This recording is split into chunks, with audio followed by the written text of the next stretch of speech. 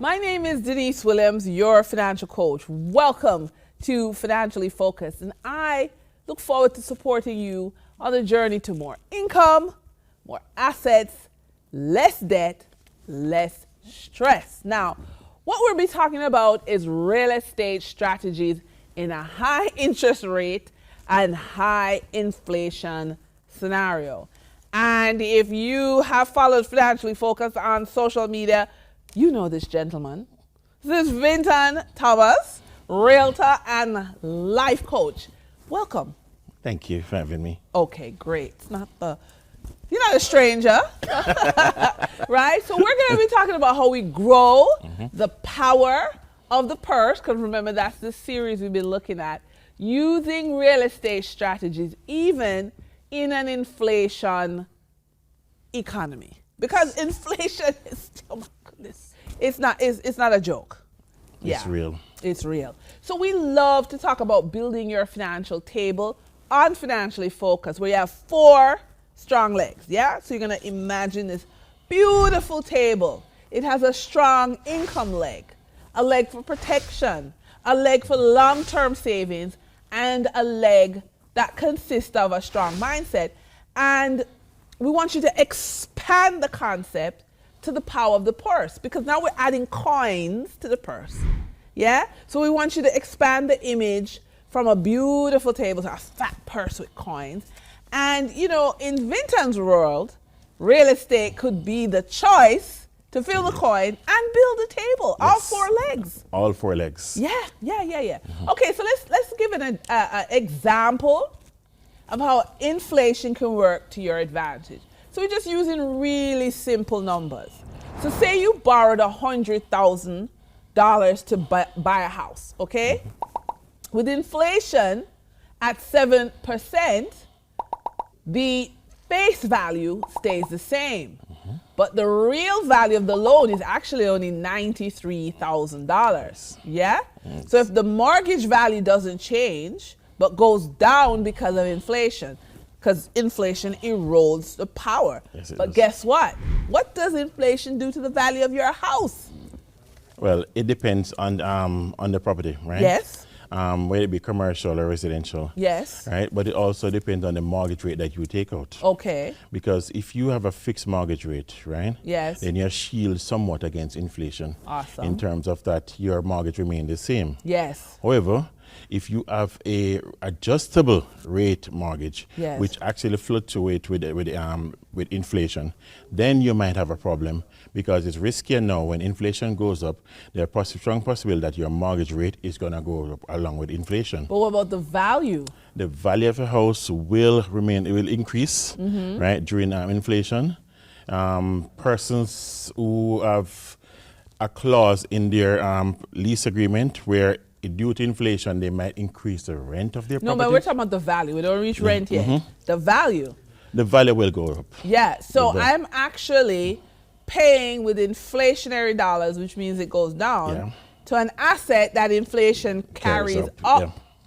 Definitely. So even with an adjustable rate mortgage or a fixed rate, the fixed rate, you're just a bigger winner. Yeah, just a bigger winner. A bigger winner, but you still win. Yeah, it's a shield, but you still win. Yes. Awesome. So, and here's the other thing.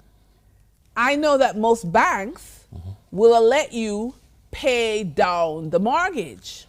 Yes, most banks, yeah. Yeah, you write them a letter and notify them that, listen, I plan to pay down the mortgage, and then you can add to the principal. Yes. Which also then sends down the interest that you're paying because you owe less. Or if you owe far less. Yes. In some instances, though, what you find happening is that even though you paid on the mortgage, yes, right, the interest rate, technically it's low, yeah, but you're still paying the same mortgage. Yes. Right? But it's over a period of time. So by adding to lowering the principal, yes, it's actually less than the amount of time you pay for the mortgage over the period. Okay. And so we're talking about the power of the purse, yes, in particular to real estate. What I love is we're in a space where you have 2 choices. You have bricks and mortar. Click and order. Yeah, and click and order. So bricks and mortar is your traditional real estate that you touch. Yes. click and order is real estate that you can buy through the stock market. Yes. I love it. Okay, so I'm going to throw out some types of real estate. Okay. And you just give me, what's happening in your world. Okay. Okay, so some sectors of real estate do better than others in a high inflationary economy. So we have rental income. Tell me what's happening with that. Okay, in inflationary measures, what you find happening, especially rental income, is that in Jamaica, right, I can speak on a broader, or overseas, you can increase the rent, Yes. right, at increments beyond, Jamaica. So there's like a cap? There isn't much of a cap. Overseas there's no cap. Not much of a cap. Oh. Right? In Jamaica, there is a cap. Wow. But what persons are doing, which I don't really expect personally, they are trying to get the older tenants out of their houses and then rent the house at a higher rate Yes. than the previous tenant. Okay, wow. All right, so that's what's happening in an inflationary environment. So Yes. rents are going up. Yes, but in commercial. Commercial, tell me about For commercial, no. What you find in commercial that there's most people in commercial put an adjustment to their lease agreement that says in the event of real inflation up and above a certain level, Right. then we have to increase the rent based on that. Okay, so commercial accounts for inflation, Yes. residential doesn't. Not. So that's something investors have to Yes, look yeah. at. All right, what about multifamily homes? The same applies to multifamily homes as opposed to for the increase as well. Yes. Right? If the multifamily homes, if you can get person out, then fine, and you Right. can increase the rent. Yeah. The same applies in the rental industry. Right. Now, what do you say when people say don't watch inflation, don't watch interest rates, buy now when you can afford to? Now. Okay, it depends. You have to be careful how you go about doing that. So you have to do a total due diligence in this concern.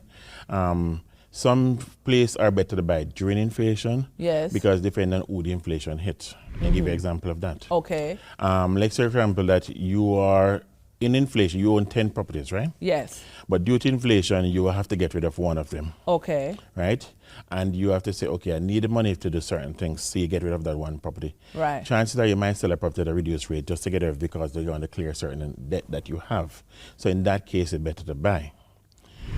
On the other hand, You mean for the person for who's the person buying from buying me? from you, not you Yes, selling. because there's an opportunity. They get opportunity. I'm in trouble. Right. You're in trouble, So they get an opportunity. So they get opportunity. All right. Okay. right? So they benefit that way. Okay. Right? Now, diversity is a key. So you make sure when you have insurance, you have your portfolio so wide that you can actually make preparation for inflation. So in case that ever come up, you, the owner, must know the properties that you have that you can dispose of. Right? Also, for the buyer, Yes. right? When inflation comes along, make sure you have enough capital or enough money put set aside, should in case it happen that you can grab these deals when they occur. Okay, hold on.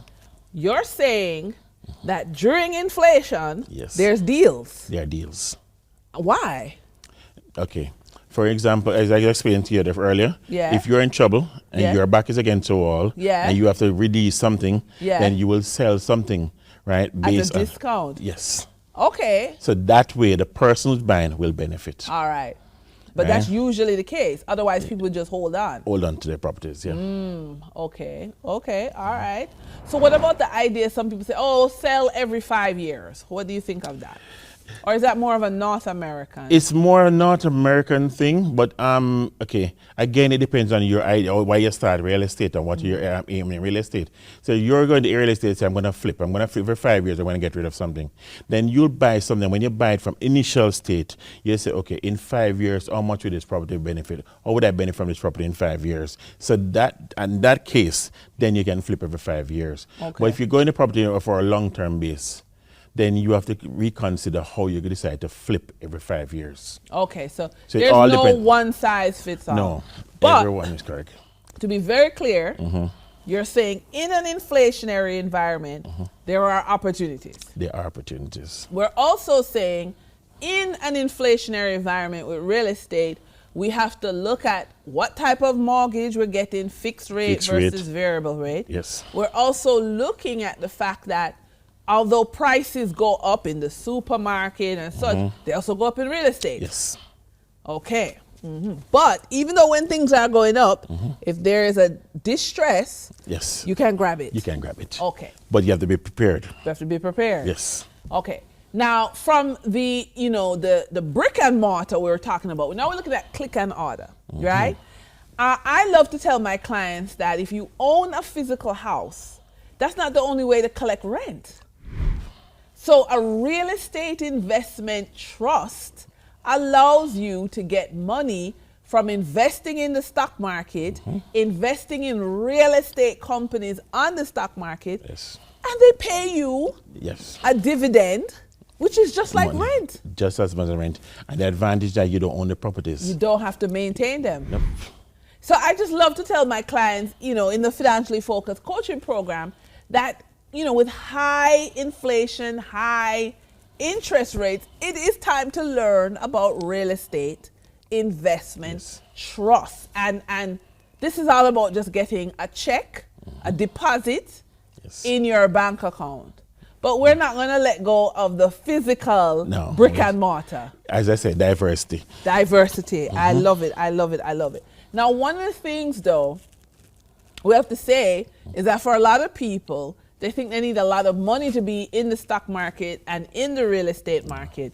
That's why I love REITs, because there are minimums that you can, your financial investment house, each of them have a different minimum. Yes. So you can start building your real estate investment trust portfolio with small amounts. Small amount. 250 US. A lot of persons, I tell a person all the while, even in life coaching, that enjoy the journey. Don't wait on destination. That's right. People say, I need to buy a house, but I need to save $50 million. No, you don't. No. I need to start real estate REITs, and I need to have $100,000. No. You can start with as little as the 250. Yeah. 250 US. Yeah, that's what I love. And you will be earning. Yes. Okay.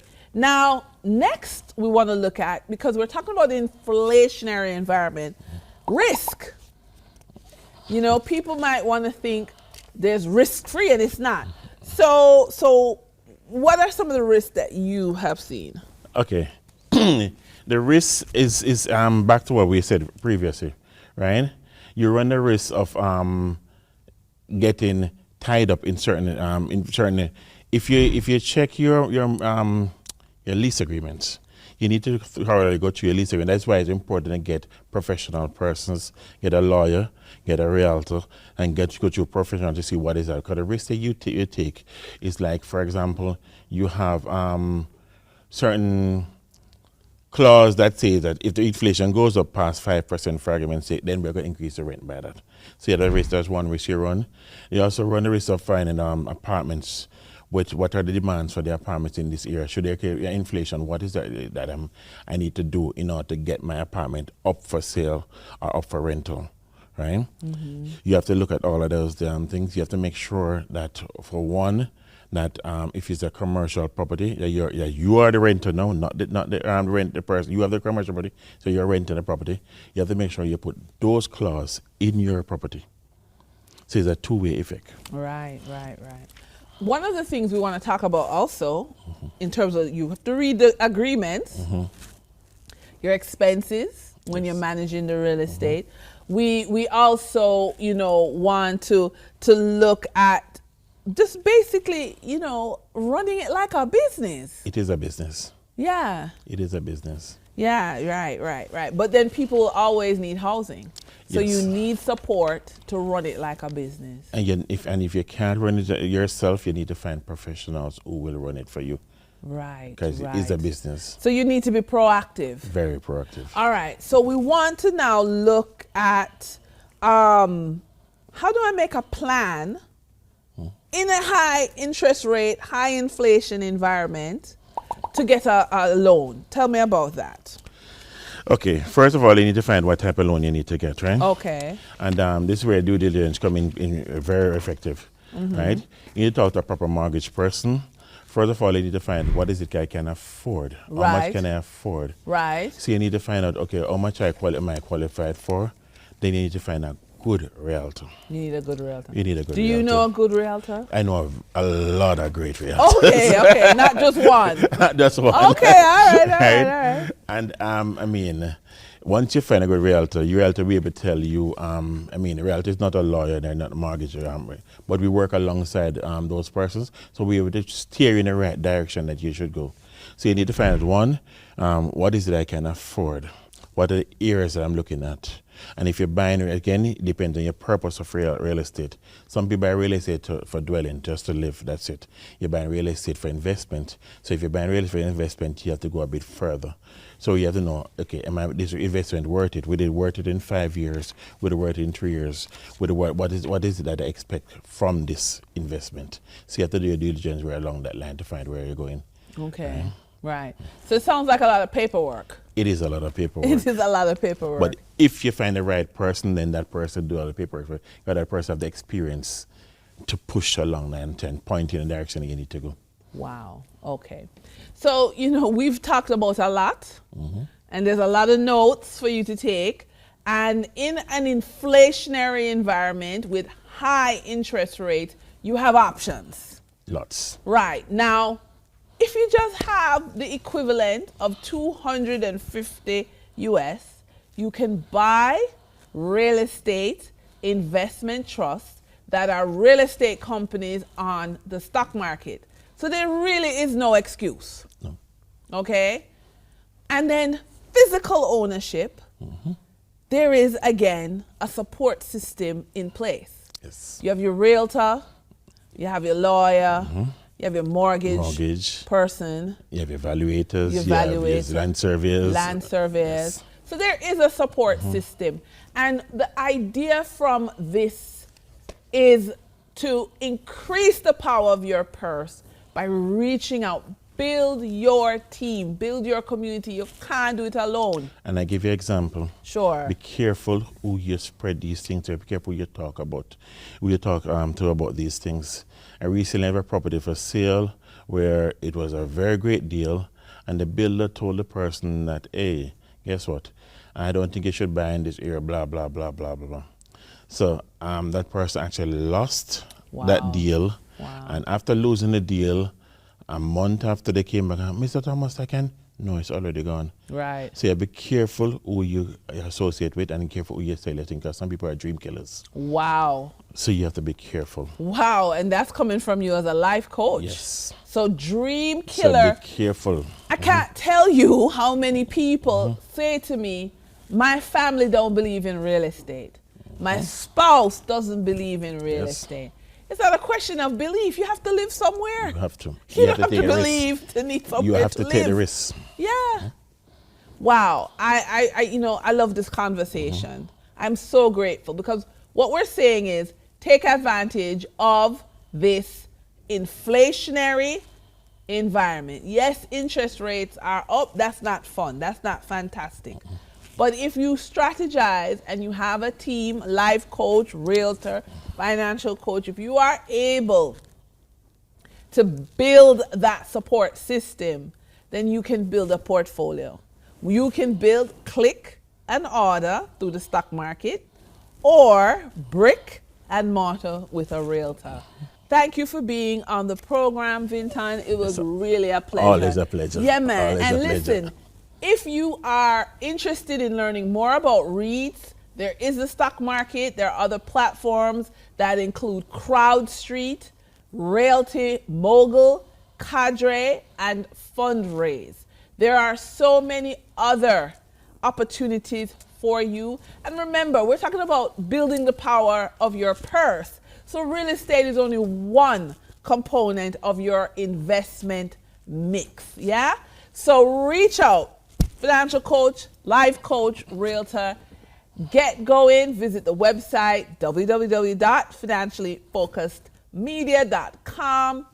We will help you to figure things out. My name is Denise Williams. I'm your financial coach. See you next time.